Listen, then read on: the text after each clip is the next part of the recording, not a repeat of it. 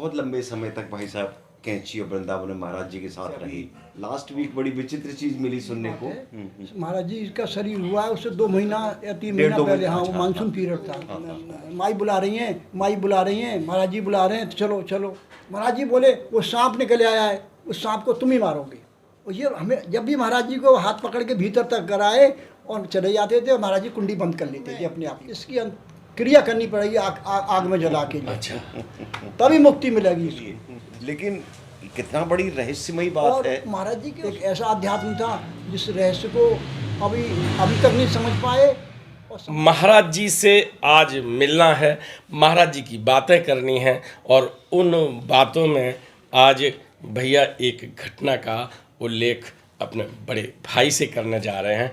सुने संजीव दादा कौन सी घटना के बारे में चर्चा करने जा रहे हैं। मेरे तो घटनाओं में इतना बड़ा सूची नहीं है, भाई साहब की बहुत बड़ी सूची है जी। 71, 72, 73 में बहुत लंबे समय तक भाई साहब कैंची और वृंदावन में महाराज जी के साथ रहे। और वो ये वाला रहना नहीं कि गए और दर्शन करके आ गए, रहना मतलब 2 महीना 3 महीना 4 महीना रहना, ये टिक के रहना है।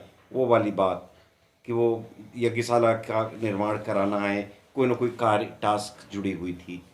भाई साहब के साथ तो इतनी लीलाएं भरी हुई हैं, जो मैं नोएडा से फ़ोन कर करके रात को भाई साहब को थोड़ा प्रोवोक करता हूँ, और टालम टोल करने के बाद 1-2 नई सुनने को मिल ही जाती है, कुछ न कुछ नई सुनने को मिल जाती है। जैसे अभी लास्ट वीक बड़ी विचित्र चीज़ मिली सुनने को कि कैंची आश्रम में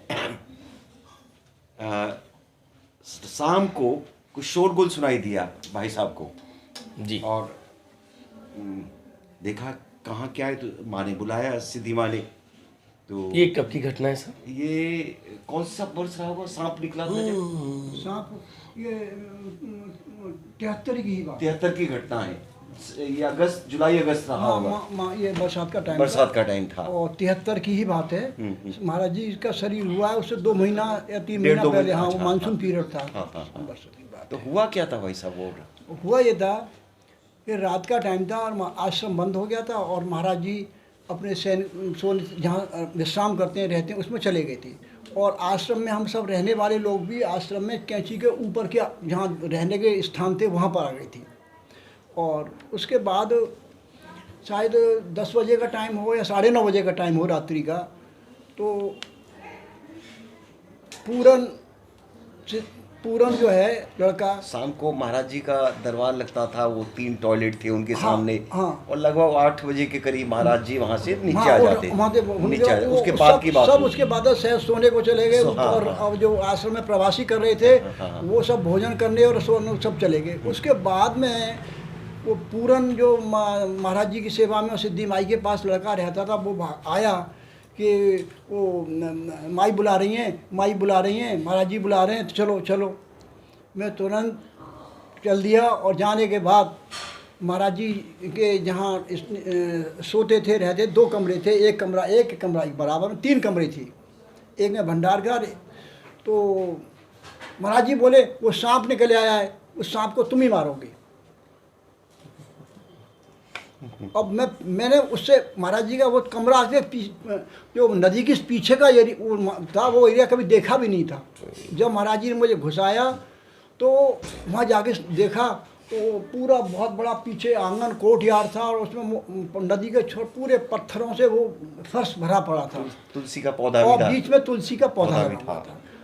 जिज्ञासा होती थी कि महाराज जी इस कमरे में घुस जाते हैं, इस कमरे में तक तो मैं गया हूँ, लेकिन इसके पीछे और क्या है, ये कि जिज्ञासा जानने की रहती थी, और वो कभी अवसर आता नहीं था। और ये हमें जब भी महाराज जी को हाथ पकड़ के भीतर तक कराए और चले जाते थे, और महाराज जी कुंडी बंद कर लेते थे अपने आप ही को। स्नान करना, नाद करना सिद्धि माई के साथ दिन इन 4-5 घंटे में सुबह की शिफ्ट में कितने लोग आए, कौन कौन आए, क्या क्या चर्चा हुई, कौन मिला, किसने गलती करी, सब महाराज सिद्धि माई को बताती थी। सिद्धि माई हंसती थी। मैंने कि सांप कहाँ मार, मैं उधर जाके देखा तो वहाँ पत्थरों में किलों में तो जीवंती माई और सिद्धि माई ने बताया कि सांप जो है वो तुलसी के पौधे की तरफ को गया है। तो मैंने को वो होना चाहिए हाथ में, तो एक मेरे को डंडा था या कुछ सरिया थी, कुछ ऐसी चीज़ मिल गई थी, उससे मैंने कुछ करके देखा, वो सांप जो था इतना बड़ा था, वो मेरे को मिल गया। और मैंने तब उसके 2-3 उसमें उसको दबा लिया, और दबाने के बाद उसका मोच प्रदान कर दिया उसे। मुँह उसका जो है कुछ कुचल दिया। उसके बाद से बोले अब तुम्हें एक काम करना पड़ेगा, इस रात को ही जो है तुम्हें इसकी क्रिया करनी पड़ेगी, आग में जला के, अच्छा, तभी मुक्ति मिलेगी इसको। अब इतनी हमको बुद्धि नहीं थी, तभी हम कह देते महाराज जी आपके पास मुक्ति पाने को आया था ये। आपके आंगन में, आपके श्री चरणों में, आपकी कृपा में ये किस योनि से सांप बन के यहाँ आपकी मुक्ति पाने आए होगा। तब हम नहीं कहे, उसके बाद में बुद्धि में आया। तो मैं उस सांप को मारने के बाद, फिर सुरहिया में लटकाने के बाद, जो आश्रम का वो एरिया जहाँ पर रहने के कमरे बने हुए अपर ऊपर की तरफ को, वहाँ पर फिर 3 या 4 बड़े बड़े हॉल बने हुए हैं। उन हॉलों के पार ले जाके, नदी के किनारे ले जाके, और वहाँ सब लकड़ी और पत्ते की रख करके उसमें उसके ऊपर रख के माचिस लगा के, और पूरी बैठे, और भी 2-3-4 लोग आ गए, सब उसकी क्रिया की, जलाया, ख़त्म किया। और उसके बाद रात्रि को स्नान किए, स्नान करने के बाद भोजन किए, फिर हम सोने को चले।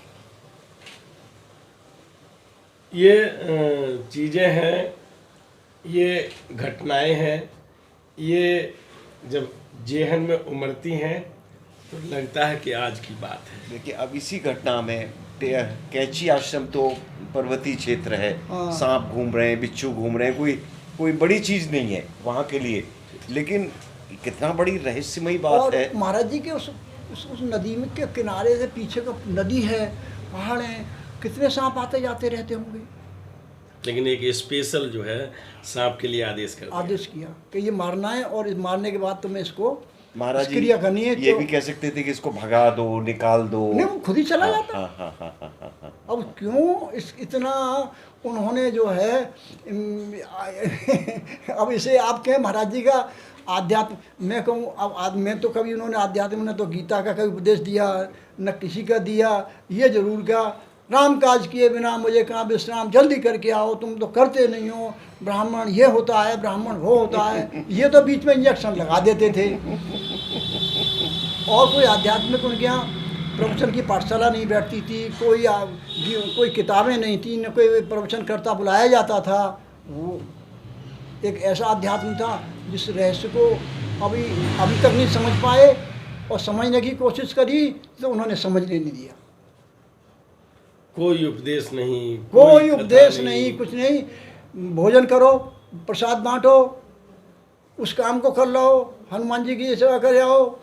बस इन कर्म क्षेत्र के द्वारा जैसे हनुमान जी राम की सेवा में अपने को लगाते रहे, वो उसी रूप में आए। और उसके बाद जिसको उन्होंने आश्रम में उचित समझा, वृद्ध को वृद्ध का सा काम, युवा को युवा का सा काम दे के उसमें लगाते रहे।